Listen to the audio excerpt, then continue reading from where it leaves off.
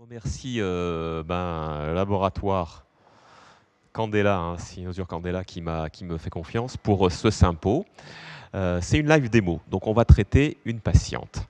On a des chances dans la vie. Moi, ma chance, ça a été que lorsque je me suis installé, il y a quelques années, à Toulouse, on a eu le premier laser à colorant pulsé en France. Et donc, on a commencé à travailler avec sur les angiomes. C'était une révolution, parce qu'on a pu traiter des enfants très jeunes et sans cicatrice, ce qui était révolutionnaire. Et à partir de là, nombreux de mes amis sont venus se former, on a eu des échanges, et c'est comme ça que s'est créé tout un réseau qui a été à l'origine de ce groupe laser de la Société française dermato. Voilà. Alors, il y a eu des évolutions, on était à 585 nanomètres, on avait des purpura chez tous nos patients, on pouvait les reconnaître quand on allait dans les grandes surfaces, on voyait nos patients avec ces spots, on disait tiens, on a dû les traiter. Et puis, quand même, une coupe rose avec un purpura, c'est difficile, donc on est venu à traiter sans purpura, et je crois vraiment que c'est très intéressant avec cet appareil-là, c'est la Rolls. C'est la Rolls, pour moi, c'est la Rolls. Alors, vous avez des possibilités lorsque vous démarrez. Vous avez ici donc les possibilités de traitement. Pour les télangiectasies, on vous propose donc vous voyez, c'est très bien fait, c'est FDA approved, et on vous propose des paramètres. Donc vous pouvez toujours travailler avec ces paramètres-là. Pour chacun des traitements classiques, vous voyez qu'on va travailler sur les angiomes. Sur la les angiomes, c'est vraiment le traitement de l'angiome. Et puis photorajeunissement, téléangiectasie, les verrues également avec des spots différents et nombreuses indications. Vous voyez ici toutes les indications qu'on peut faire avec tous ces lasers à colorant pulsé, tous ces lasers vasculaires et ce que ça nous permet de faire. Alors aujourd'hui, on va travailler sur une coupe rose. On pourrait travailler ainsi, vous voyez les paramètres qu'on va nous proposer. Ce sont des paramètres pas si mal, des paramètres de base, mais moi, je vais vous montrer un petit peu tout ce que l'on peut faire. Alors, cette patiente, elle a une très belle coupe rose. Et ces deux petites joues, on a à la fois une érythrose diffuse et des télangiectasies. On a des petits angiomes stellaires. Vous voyez comme c'est beau là ici. Des petites télangiectasies là qui sont là. J'espère qu'on peut les voir. Vous voyez, tout petit. Et puis une érythrose diffuse. Alors, avant de commencer, je vais expliquer. J'avais dit que je pouvais la traiter de différentes façons. Classiquement, on dit que lorsqu'on fait un purpura, il y a moins de séances que lorsqu'on ne fait pas de purpura. Moi, je suis pour ne pas faire de purpura sur des coupes roses parce qu'on est largement aussi efficace quand on regarde les études sans purpura. Alors, mais je vais chercher un petit subpurpura, c'est-à-dire que je vais aller chercher des paramètres où ça va noircir un petit peu, vous allez voir, tac, ça va grisonner et ça va. Donc, je vais coaguler le vaisseau, je vais entraîner un spasme et puis ensuite, ça va rougir à nouveau de façon à ce qu'elle sorte de chez moi sans purpura. Alors, je mets toujours des petites lunettes et je protège les yeux avec une compresse. Il y a eu des cas de conjonctivite après des lasers. Donc, je mets toujours une petite compresse sous mes coques. Ensuite, le visage a été nettoyé, je l'espère. Et on met des lunettes et vous êtes obligé de mettre des lunettes ici avec ces spots parce qu'ils sont très éblouissants sinon. Mes paramètres. Je vais vous montrer un petit peu ce que l'on peut faire. Moi, je vais vous mettre, allez, on va se mettre à 10 joules. Comme ça, on va pouvoir faire. Et on va simplement faire varier ici, vous voyez, notre temps d'impulsion. Plus vous aurez un temps d'impulsion long, plus vous allez chauffer. Et moins vous aurez de purpura. Pour une coupe rose, allez, à 10 millisecondes, 10 joules, 10 millisecondes, là, vous aurez un érythème simplement, vous allez chauffer simplement. Si jamais je vais vers à 6, vous allez voir, c'est ce que je vais faire pour avoir un subpurpurique. Et si vous allez vers 3, 1,5 ou 0,45, vous aurez un temps d'impulsion tellement bref, tac, que vous allez coaguler les vaisseaux et là, vous allez avoir un purpura. Alors, ce que je propose, c'est de faire un temps d'impulsion d'abord à 3 millisecondes sur un. Vous voyez, il y a des petits angiomes stellaires un petit peu plus. On va faire ça avec un temps d'impulsion à 3 millisecondes, et puis ensuite, de façon à ce que vous voyez ce qu'est un purpura, et ensuite on va tout travailler, vous verrez, à 10, puis 6 millisecondes. À mon sens, c'est tout à fait ce qu'il faut chercher comme temps d'impulsion. Voilà, alors ce laser, il est merveilleux, hein. Vous avez des applicateurs ici avec des diamètres différents. 6, 5, 7 mm. Je vais travailler avec du 7 mm sur une coupe rose, 10 mm également. Vous avez, lorsque vous voulez travailler simplement sur le pigmentaire, une pièce à main qui va chasser les vaisseaux et qui va faire qu'on va travailler que sur le pigment. Et donc, ça fait qu'aujourd'hui, on peut travailler également sur le pigmentaire avec ce laser-là. Et donc, on y va. On introduit ici et on va calibrer notre appareil. Vous voyez, 10 joules, 3 millisecondes, 7 mm. On appuie dessus, c'est emballé. Allez, on met nos petites lunettes, qui sont des lunettes bleues ici. Vous devez toujours prendre votre appareil tout de suite, parce que si jamais vous attendez, il n'est plus calibré. Alors, je vais vous montrer un petit peu ce que l'on fait et ce qu'est un purpura, ici à 3 millisecondes. Vous voyez, je vais aller faire un petit spot. Alors, il y a du froid, qui est avec un cryogène, qui est pulsé juste avant, et ensuite, vous avez votre impact. Voilà. Ça va pour vous? Ça fait quoi? Ça fait une petite... Qu'est-ce que ça vous fait? Ça fait une petite décharge, exactement. Moi, je dis que c'est comme un coup d'élastique. Tac. Voilà. Vous avez vu ce que ça donnait avec 3 millisecondes? On a un tout petit purpura, regardez, hop. Vous le voyez? Et regardez comment il va s'estomper. Mais il va persister quand même, excusez-moi 1000 fois. Voyez? Je vais descendre un peu, à 1.5. Et là, vous allez voir un purpura encore supérieur. Allez, on calibre. Alors là, on appuie dessus, et hop. Hein, vous le voyez, ce purpura à 3 millisecondes. Je vais taper par là, où il y a encore un petit enjeu stellaire, avec du 1.5 cette fois-ci. Toujours se protéger. Et regardez. Un impact. Vous voyez comme le purpura est nettement plus important. Et auparavant, on travaillait avec du 0,45. Je n'ose pas vous faire mettre du 0,45. Par là, vous avez un purpura encore plus intense. Tout ça, ça nous permet de bien travailler sur les angiomes. Sur tous les angiomes, on va chercher du purpura. Mais sur une coupe rose, je ne vais pas aller chercher du purpura. Je vais vous montrer ce qu'on peut donner à 10 joules, 10 millisecondes du classique, pour une coupe rose du classique. Alors, on y va. Quand on commence une coupe rose, à mon sens, commencer à 10 joules, 10 millisecondes, vous verrez, c'est déjà pas mal. Alors, je cherche à le calibrer, on reprend, et hop, c'est emballé. On va faire cette joue-ci. Alors, vous voyez, j'ai fait exprès de laisser deux impacts. Vous voyez, ici à 1.5, ici à 3 millisecondes. On va faire cette joue, allez, à 10 joules, 10 millisecondes. Regardez. Vous avez vu également la rapidité? Regardez ce que ça donne. Est-ce que vous voyez? C'est un tout petit peu gris et ensuite ça devient... Vous le voyez ça? Est-ce que vous voyez arriver le gris qui va s'en aller? Je vais par là.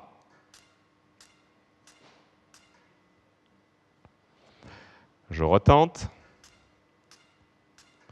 Vous voyez, ça coagule le vaisseau et ensuite, il y a cette photothermolyse sélective. C'est vraiment ça l'affaire.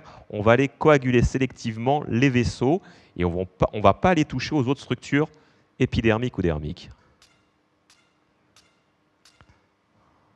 Alors, on va se faire cette joue à 10 joules, 10 millisecondes. Moi, je repasse même, ça ne me pose aucun problème. Vous voyez qu'il faut... On va aller recouvrir nos spots.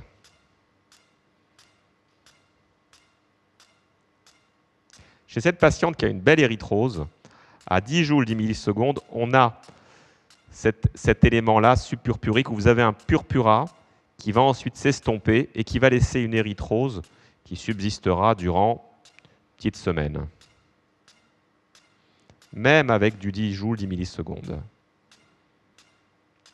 On dit pour une coupe rose qu'il faut faire 3 à 5 séances, espacées d'un mois, un mois et demi, c'est ce que je propose. Et ensuite, on leur demande de revenir pour le résultat 3 à 6 mois après. Et le plus souvent, on n'a pas besoin de beaucoup plus. Maintenant, il faut toujours être là. Alors, une des questions des patientes, c'est ça va revenir rapidement ou non? Ben non. Vous reviendrez quand vous aurez besoin et si jamais il y a besoin. Vous voyez que je repasse sans aucun souci sur les lieux déjà traités. Alors on peut regarder un petit peu, j'enlève mes lunettes. Vous voyez, côté traité, côté non traité, elle a simplement une petite érythrose. Regardez, c'est léger, c'est léger. Alors moi, ce que je préfère faire maintenant, je vais le faire de l'autre côté, c'est du 6 millisecondes. Et on va aller se chercher maintenant cet effet de purpura qui va s'estomper ensuite. Alors, j'introduis ma pièce à main. Et là, on va devenir un petit peu plus fin. On va essayer de faire un petit peu artistique, puisqu'il paraît que en esthétique, on devrait être artistique. Mais vous savez que on fait tous, nous avons tous une culture artistique, mais on ne le dit pas. Regardez ce que ça donne là. On est comme Monsieur Seguin. Schlack. Vous voyez les vaisseaux, ils sont coagulés. Et on a un petit peu plus. Alors je vais voir si ça passe. Je regarde un petit peu l'écran. Non, on ne le voit pas trop. Alors, je vais essayer de le faire passer, ça. Alors, on va taper un tout petit peu plus pour que vous voyez comment on va passer à 12 joules carrément. L'idée, c'est que vous puissiez voir cet effet avec un purpura qui passe, qui arrive et qui s'en va et qui laisse simplement une érythrose, un érythème. Donc c'est très rapide, hein, vous avez vu, je jongle très facilement. Voilà.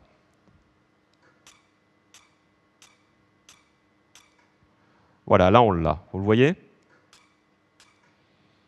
Et hop, ça s'en va. Alors elle va être un peu plus marquée, là, vous voyez, mais vous voyez, le purpura est là, ploup, et il s'estompe. Elle va avoir ce petit effet gris ici. Elle va être un peu grise. Vous le voyez, ça, ce petit gris-là, c'est pas mal du tout. Regardez bien, on reprend. Les impacts à 1,5. Les impacts à 3 mm. Le 10 joules, 10 millisecondes. Et ici, je vais travailler avec du 6 millisecondes. Vous voyez qu'il y a un petit gris là qui est là, hein, et qui va subsister un petit peu. Vous voyez? Et là, on est nettement plus efficace. Alors je vais diminuer maintenant, parce que si je reste à 12 joules, c'est un petit peu trop, le gris va rester un peu plus. Je vais faire du 11 joules, et puis là, vous aurez un tout petit gris. Voilà. Avant de faire le nez, je vous laisserai me poser des questions. Je terminerai par le nez. Alors, un des gros avantages également, c'est que vous avez une pièce à main qui est fine. J'ai pris du 7 mm, vous voyez que je passe partout. Alors que quand vous avez des grosses pièces à main, notamment avec des lampes, vous êtes embêté souvent pour passer sur toutes les zones. Et c'est très rapide comme traitement. Alors, je vais essayer de me mettre dans un coin pour vous montrer que là, je vais avoir un état. Voilà, c'est purpura. Vous le voyez, ce purpura, tac, et il va s'estomper. Tranquillement, elle va ressortir de chez moi avec un tout petit gris, c'est tout. Et je le cherche, ce petit gris. Je trouve, moi, que c'est très efficace comme ça. Donc, c'est 3 à 5 séances, espacées d'un mois, un mois et demi. Vous voyez, hop. Et hop, ça fout le camp. Alors, il y a des endroits où ça va rester un petit peu plus, et d'autres où ça partira. C'est tout à fait tolérable comme traitement. Vous voyez? Regardez ce côté-là. Là, on est à 10 joules 10 millisecondes. Que dalle. Là, un peu plus marqué. Et je pense qu'on sera un tout petit peu plus efficace, mais on n'a pas le même purpura que ce que j'aurais eu si j'avais travaillé avec du 1.5. Alors, pourquoi est-ce qu'on arrive à cela?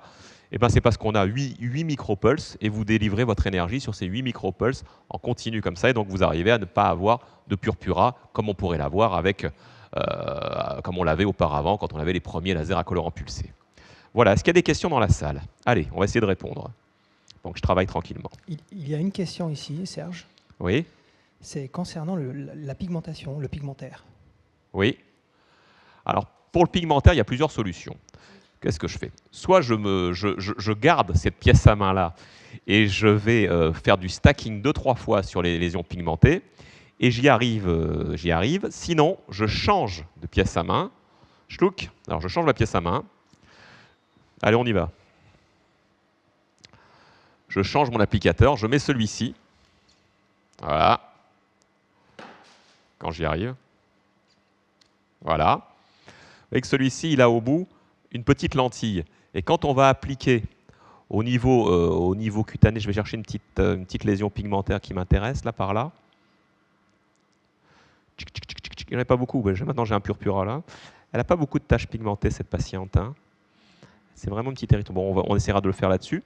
Je vais chasser les vaisseaux et je vais travailler qu'au niveau du pigment avec cette pièce à main. Alors, on y va. On va la calibrer. Quand on la calibre, automatiquement, l'appareil sait que j'ai cette pièce à main. Alors, il ne prend pas l'indicateur de distance. Vous voyez, on est sur autre chose. J'enlève ça. Je vais remettre les applications.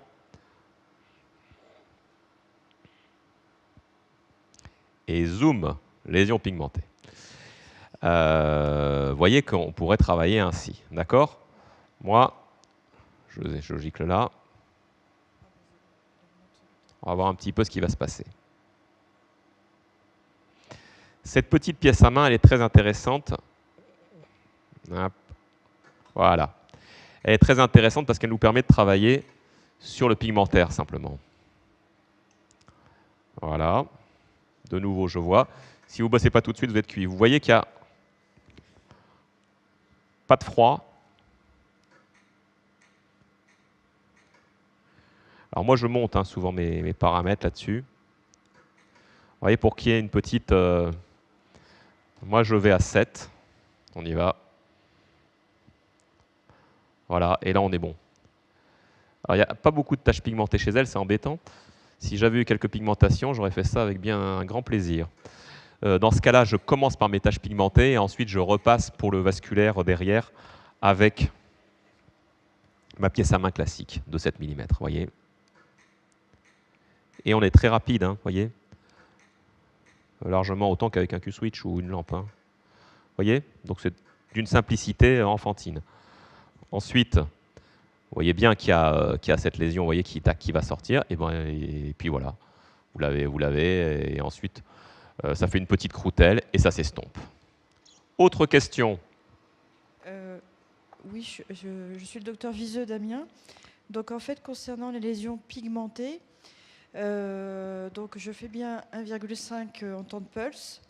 Je mets plutôt 8 joules ou 9 joules. Oui. Ça marche aussi bien qu'un laser Q-switch, c'est génial. Je suis d'accord. Le problème, c'est que ça met 3 semaines. La rougeur et puis l'aspect un peu bleuté, ça met quand même 3 semaines à partir, avant de blanchir vraiment. Et est-ce que mes paramètres sont peut-être trop forts? Parce oui. Que, oui. Ouais, tu peux travailler en moins fort. Tu l'as bien vu là-dessus. Oui, j'ai vu que vous faisiez moins fort, oui. Voilà. Et ça te donne de très bons résultats également. Parce qu'en fait, je me suis rendu compte que quand on appuie avec la pièce à main, c'est super efficace quand on appuie, on entend le décollement, le craquement de la peau. On sent le petit crack. Ouais. Oui, la vibration. Et ça marche si on la sent. Et dans ce cas-là, on est à des valeurs un petit peu plus élevées. Et c'est pour ça que ça m'embête un peu. Je n'ai pas forcément des bonnes réponses à ces valeurs-là. Tu as ce petit... Regarde là, c'est impeccable. Avec le peu que l'on a, on voit très bien qu'on l'a... Il faut que tu les claques. Tes taches pigmentées, que tu fasses n'importe quel laser, il faut que tu le claques. Oui. Voilà. Et il faut enlever le froid. Oui. Donc c'est tout couillon. Bon, je baisserai mes paramètres alors. Autre question, je suis là, si vous voulez. Oui, moi je suis Marie-Odile Gauchy, j'ai un colorant pulsé depuis très longtemps, qui a évolué, mais je ne pense pas avoir cet écran avec les différentes possibilités, donc ça ne doit pas être le dernier des derniers. Ouais. Et j'ai l'impression, c'est peut-être l'image, que vous travaillez en défocalisé, c'est-à-dire sans que la pièce à main repose sur la peau. Est-ce que c'est une idée ou est-ce que... Je suis là. Moi je pose et je déplace en glissant, quoi. Non, je fais la même chose. Ah bon, regarde, on va se faire le nez, regarde. OK? Oui, d'accord. D'accord, non, alors c'est une impression. J'avais l'impression que c'était défocalisé et je voulais savoir si... Non. Sinon, tu n'as pas l'affluence que tu affiches, hein. Tu es embêté. Mais tu peux aussi le faire en défocalisé, mais... Et alors, pour le nez, les varicosités, moi, j'ai tendance à passer à 20 millisecondes. À 20 millisecondes? Oui. Ah non, moi, je laisse du... Regarde aussi comme c'est joli. Le nez, en plus, on peut taper avec bien plus... Regarde, je n'ai vraiment pas de lésion purpurique au niveau du nez. Oui, mais c'est parce que comme les vaisseaux sont plus gros, j'augmente le temps d'exposition. Est-ce que c'est une erreur? Moi non, je vais par contre chercher parfois des lésions pratiquement purpuriques, tu vois. Et là, Et je fais du stacking souvent sur le nez. et là c'est combien l'énergie? Là, j'ai mis 11 joules et 6 millisecondes. Tu vois que D'accord. je n'ai pas Ah oui, le gris que j'ai eu sur la joue. oui. Tu le vois, hein? Donc tu es resté en 6 millisecondes. Oui, Ah oui, largement. d'accord. Je pense que même avec du 3 millisecondes, j'aurais très peu de purpura. Et si cette dame, pauvre, avait un petit lac veineux, est-ce qu'on peut avoir, enfin qu'on le voit par exemple sur la lèvre supérieure, est-ce qu'on peut l'avoir avec le colorant pulsé? Parce que j'ai plus la notion que c'est le YAG. Ah non, moi je l'ai fait au colorant pulsé également. Et je peux te demander tes Tu paramètres? cherches un purpura, donc tu vas l'avoir. Moi je fais du 3 millisecondes et 10-12 joules, et je D'accord. cherche mon purpura, tout simplement. En faisant plusieurs fois. Oui, je fais du 1 ou 2, voire 3 impacts. D'accord. Merci beaucoup. De rien. Serge, Est-ce que je... Oui. Pour apporter un complément d'information sur la question qui vient d'être posée à propos des paramètres 20 millisecondes, 10 millisecondes, est-ce que tu pourrais nous parler du tir en lui-même, de l'impulsion en lui-même et du nombre d'impulsions qu'il y a? Donc il pourrait expliquer les raisons pour lesquelles il vaut mieux rester à 10 plutôt qu'à 20. Et éventuellement aussi la différence entre l'ancienne version et la nouvelle version où il y a un peu plus d'impulsions, de micro-impulsions dans la même impulsion. Tu vois ce que je veux dire? Ces micros, auparavant, il y avait 4 micro-impulsions. Là, il y en a 8 et il va y avoir un nouveau laser qui va arriver avec 16 micro-impulsions. L'avantage, c'est de faire de moins en moins de purpura. Donc, avec 20 millisecondes, c'est sûr que vous n'allez pas du tout avoir de purpura, mais avec 10 non plus. Et demain, peut-être qu'avec 6, si jamais on met 16 micropulses, eh ben, il y aura encore moins de purpura que ce que vous avez là, que c'est fait purpurique, voire à 3 millisecondes. Auparavant, quand on faisait du 3 millisecondes, on avait un très gros purpura. Aujourd'hui, déjà, avec les 8 micropulses, on a beaucoup moins de purpura, hein, d'accord, et à l'avenir, je crois qu'il y en aura de moins en moins. Donc l'idée, et quand on voit des études, il y a des médecins qui sont favorables au purpura quoi qu'il arrive. Moi, je trouve qu'une coupe rose avec un purpura, ça me fait mal au ventre, hein, d'accord. Déjà, ce petit gris-là, c'est largement ce que l'on peut proposer aux patients pour une coupe rose, à mon sens. Voilà. Maintenant, il en est d'autres qui travaillent avec un purpura, mais je ne suis pas persuadé que le résultat soit si meilleur que ça. Voilà. Pour les grosses érythromes, alors il est intéressant ce purpura pour les patients qui n'ont qu'une érythrose, et une érythrose diffuse, dense et profonde. Là, j'y vais parce que sinon j'ai moins d'efficacité. Mais même là, les premières séances, je les fais sans purpura. Voilà. Si vous avez une expérience également, donnez-la moi, que l'on échange. Je vais travailler avec du 3 millisecondes. Moi, j'ai une nouvelle question. Je voulais savoir, alors hier, on a parlé beaucoup des pots, des phototypes 4, 5 et 6. Oui. Comment vous adaptez vos paramètres, par exemple, pour un phototype 4, pour ne pas avoir de surrisque d'hyperpigmentation? Alors, juste un instant, je vais y répondre, hein. Vous voyez ici, j'ai fait du 3 millisecondes. Vous voyez qu'au niveau du nez, on peut se permettre. Il y a un petit purpura, hein, mais qui ne va pas être abominable. Hein. D'accord? On est pratiquement comme avec du 6 sur les joues. Je traite des angiomes plans sur des peaux pigmentées au laser à colorant pulsé. Voilà. Et donc, je traite avec des paramètres tout à fait classiques, avec plus 1,5 millisecondes que 0,45. C'est sûr, pour essayer d'avoir le moins de pigmentation post-inflammatoire derrière. Mais je travaille très bien avec des impulsions à 3 millisecondes. Voilà. Donc sur les peaux pigmentées, d'abord les coupes roses, il y en a un petit peu, on les voit un petit peu moins, mais lorsqu'elles existent, donc sur des peaux, vous allez avoir des phototypes 3, 4, vous pouvez le travailler. Et des angiomes même, je les ai travaillés, je les travaille avec du colorant pulsé. Il faut le savoir. J'ai répondu à peu près à la question? Oui. Merci. Merci. Écoutez, elle est pas mal traitée. Vous avez vu, comme c'est rapide, un traitement de coupe rose. Bon, comment est-ce que vous allez, ma chère patiente? Ça va. C'était difficile? Disons que c'est la douleur un petit peu douloureuse. C'est un petit peu douloureux quand même, hein. Alors, on ne fait pas mettre, bien entendu, de crème anesthésiante auparavant, parce que sinon, vous avez un effet de spasme là, au niveau de vos vaisseaux. J'aurais juste une question. Ouais. Est-ce qu'on peut repasser sans problème sur les zones où on a traité ou pas? Ah ouais, oui, tu peux repasser sans problème sur les zones que tu as traitées. Tu ne feras jamais avec des paramètres comme ce que j'ai là, jamais de problème. Et si on avait pris le paramètre avec Purpura à 1,5? Ah bah, tu auras un Purpura gigantesque. Regarde, là, on est en 3 millisecondes. Hein, tu le vois là? Oui. OK. Je vais passer maintenant à 6. Hop. On va recalibrer notre appareil. Et tu vas voir qu'il n'y aura plus du tout ce Purpura, même avec du 11 joules. Mais tu peux tout à fait repasser dessus. Il faut, dit-on, 30% de chevauchement au niveau de tes pulses, d'accord, d'overlapping. Hein. Et le risque, c'est quoi? Il y a un risque ou pas quand on fait ce traitement-là? Enfin, c'est quoi le Honnêtement, gros j'ai risque? jamais eu de problème. J'ai eu des problèmes à l'époque quand on faisait des gros Purpura avec des grosses fluences, voilà. Maintenant, j'ai jamais eu de soucis de cicatrices avec mon colorant pulsé. Voilà. Sachant que pour les verrues, on bosse comme des bêtes. Hein. On met des fluences énormes. Bon, je crois que j'ai pas trop mal travaillé. Vous voyez comme le Purpura full camp, quand on est à 6 millisecondes, regardez là à 3, il est resté. Vous avez vu à 6, on reprend. Je repasse même. Et hop, il ne reste pas. Tandis qu'à 3, il va rester. Donc moi, ce que je propose, c'est vraiment de travailler à 6 millisecondes pour les coups pros, 10 joules, 6 millisecondes, et puis vous adaptez. On reprend. Ici, regardez comme le Purpura se fait de plus en plus. 1.5, je ne vous ai pas fait du 0,45, hein, j'ai pas fait. 3 millisecondes. Ici, c'est en 6 que j'ai tapé là-dessus. Vous voyez là, hop, on pourrait faire un petit stacking là. Les ailes du nez, c'est toujours difficile, elle ne les a pas vraiment, donc on peut reprendre. 10 millisecondes, 10 joules, 10 millisecondes. Regardez, il y a quand même une petite... hein, elle part de là tranquillous. Excusez-moi.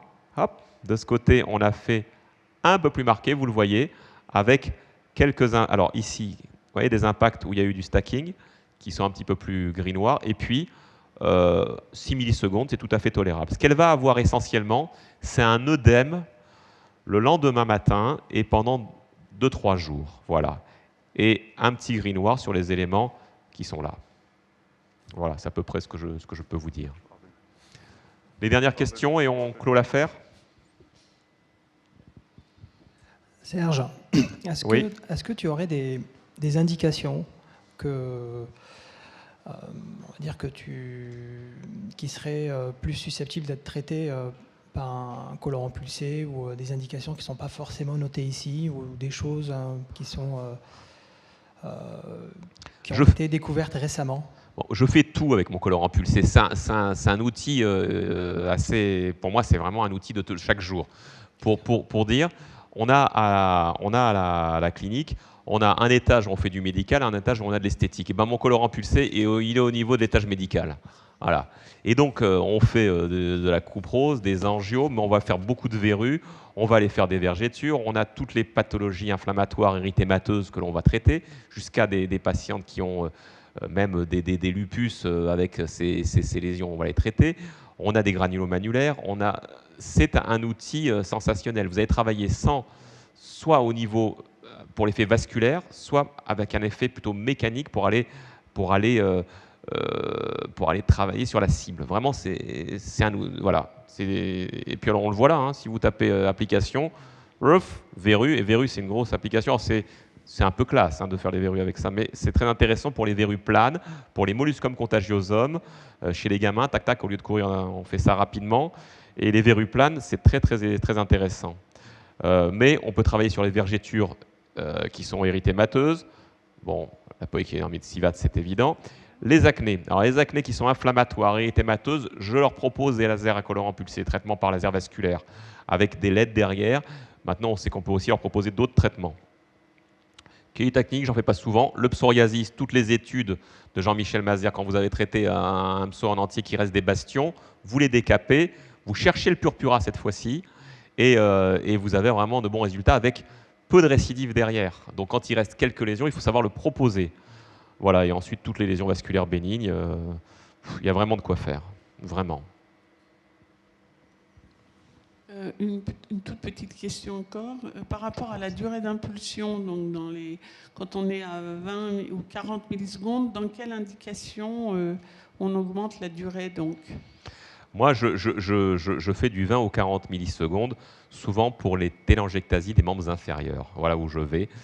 C'est souvent là que je commence à 20 ou 40 et j'utilise peu. J'utilise beaucoup du 10. 10, ça l'est 20 maximum, mais du 40 très peu souvent.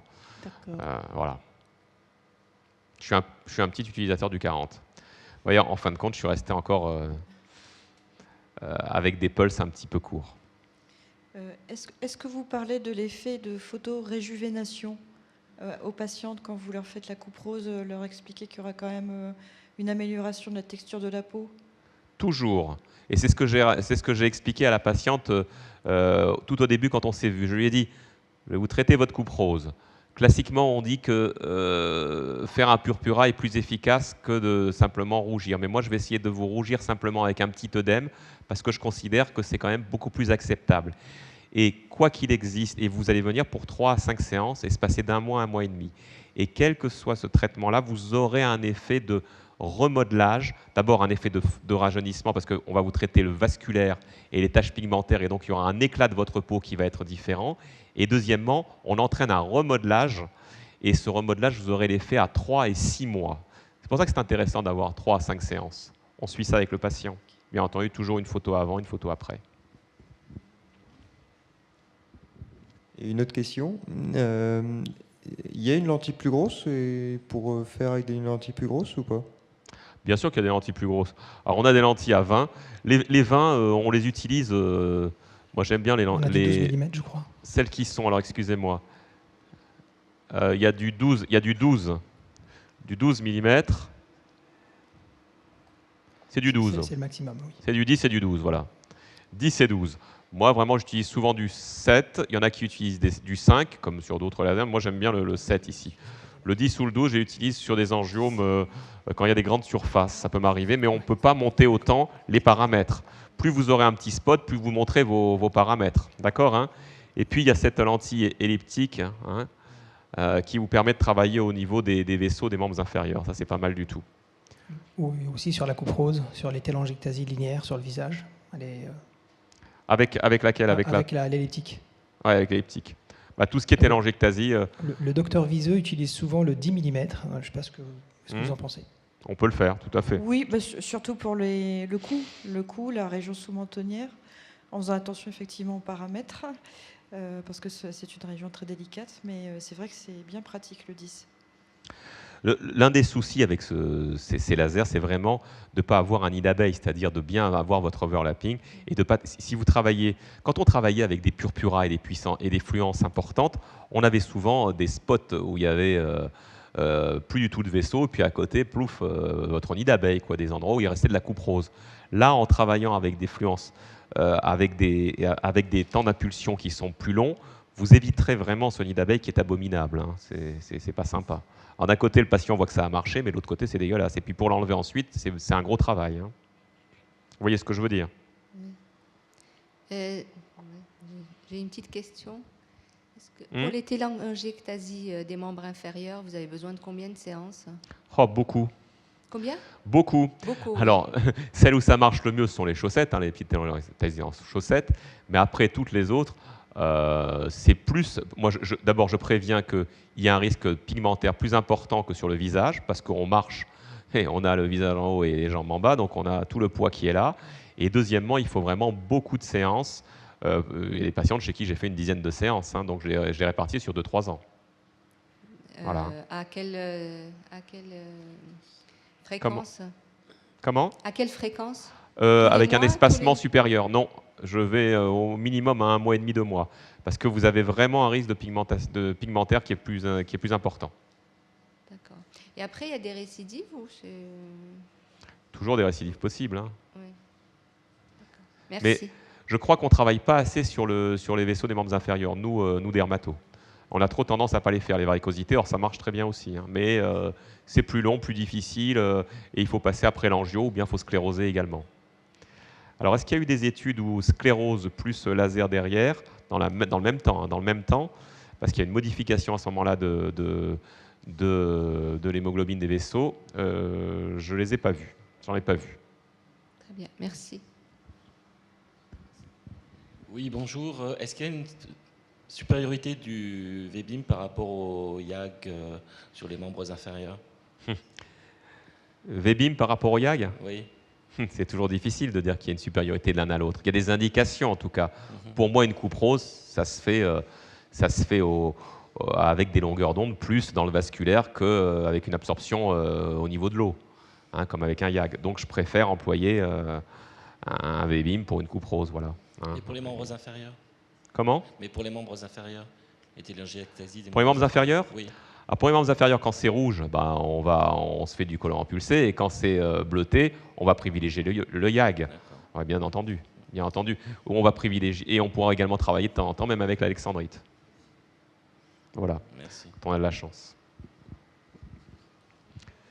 On va devoir arrêter la session parce que il faut que j'aille à un débat d'experts. En tout cas, merci beaucoup, Dr Dahan. Merci beaucoup à vous, et j'espère vous avoir démontré que ça vaut vraiment le coup, quoi. Le colorant pulsé, c'est